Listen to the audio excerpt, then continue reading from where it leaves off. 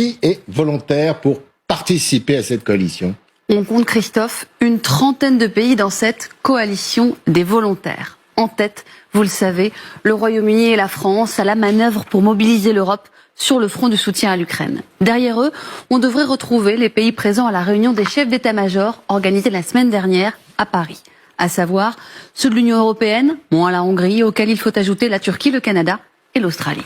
Volontaire, c'est bien, mais volontaire, pourquoi faire, Laura? Première option, l'envoi de troupes sur le sol ukrainien dans le cadre d'un éventuel accord de paix. Ces troupes auraient un nom, la Force multinationale ukrainienne. Elle pourrait comporter entre 10 et 20 000 hommes. La France et le Royaume-Uni sont les pays qui y contribueraient le plus. Selon la presse britannique, le QG militaire de Northwood, près de Londres, aurait déjà reçu des directives pour préparer des hommes et du matériel. Les forces spéciales auraient notamment été mises en alerte. D'autres pays pourraient se joindre sur le terrain, comme le Danemark ou même la Turquie, qui s'est dite prête à participer si nécessaire, mais cet envoi de troupes ne concernerait de toute façon qu'un nombre restreint de pays.